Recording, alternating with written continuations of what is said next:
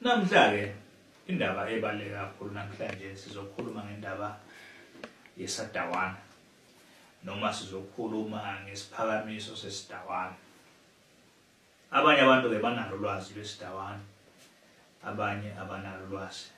iSadawana-ke inyamazane nje engenkulu futhi kakhulu encane, idle ngokuthi yona ayitholakali kalula futhi idle ngokuthi ayitholwa noma ubani.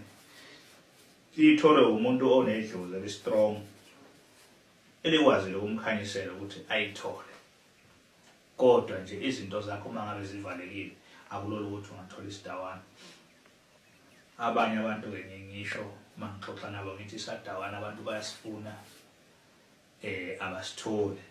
Abanye baqala ukusifuna basebancane njengamanje bagugile abasitholi iSadawana. Kunjengokuthi bahupha udalako. Asitholakali-ke noma yikuphi iSadawana.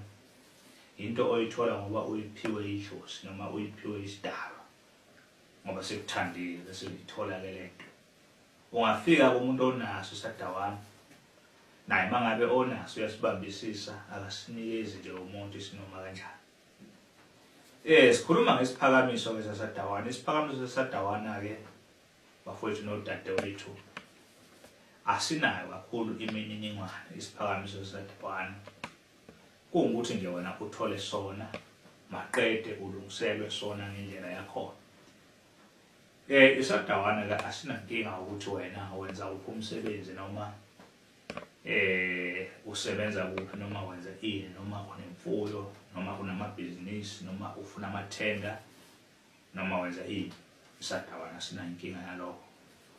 Kodwa sona noma ngabe yini lento nje wena ezokwazi ukuthi unikeze imali noma ngabe uqhama ngayiphi indlela. iSadawana sifike singenele lapho isiphakamiso seSadawana. Zonke lezi zinto esuke zithinta imali kuwe noma ngabe yini yakho noma ngabe wakha izindlu noma ngabe wenza ini. Kodwa sona sisebenza entweni enhlanje. Ingakho nje wakhona ukuthi usithole kuyinhlanhla ukuthi usithole.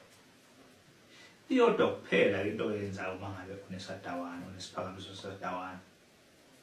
iSadawana kuyaziwa ukuthi sona sihlala kuphi, sihlala empushini la esihlala khona.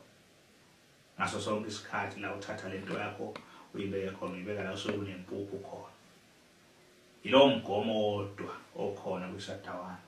Ingcebo yeSadawana ayihambi.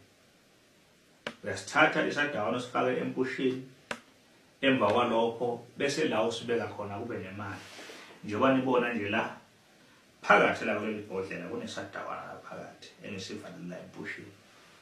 Ngiyabonisa abantu bese ubeka la iplate leli bese ubeka imali la. Noma ngabanga ningi kakhulu imali yakhona oyibeka la eceleni kweSadawana, kodwa kufuna sona sihlale eduze kwemali la esihlala khona ngoba into esebenza ngemali. Bese uyabona ukuthi leli plate lakho kanje ulibeka la uzolithatha ulibeke khona, kodwa kufuna ukuthi engathi lento wayibeka endaweni ethe ukusitha kancane. Ungabe sobala phela ngoba uyoqhamuka izingane zifike zithathe imali. Mangabe lezi zingane zithatha le mali la ekhaya seziyayimosha lento yakho zeyiphambanisa. Kodwa kufuna wena ube nendawo la eyikhoso lowaziyo khona ukuthi lento yakho uyithatha wayibeka khona kodwa ibe seduze kwemali.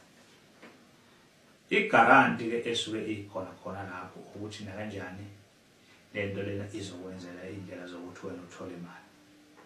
Kodwa hayi ukuthi uyovela ufike nje imali siyigcwele cha iSadawana senze kanjalo. Kodwa khona okusalayo khona wena uzobona ukuthi imali iyafika njengamanje imali iyangena. Ihamba kanjalo indaba yeSadawana. Uma wena nje ungalenzanga iphutha lokuthi la ehleli khona ube sure ukuthi uyaqikelela ukuthi ukhona impuphu. Khona impuphu esuke iphakathi bese sihlala phezulu kwemali. Ngoma ngabe ungabekanga imali lapho kuleyo ndawo phela lento iyovela lapha nayo ukuthi iyokusebenzela imali, ufuna ukuthi ihlale phezulu kwemali.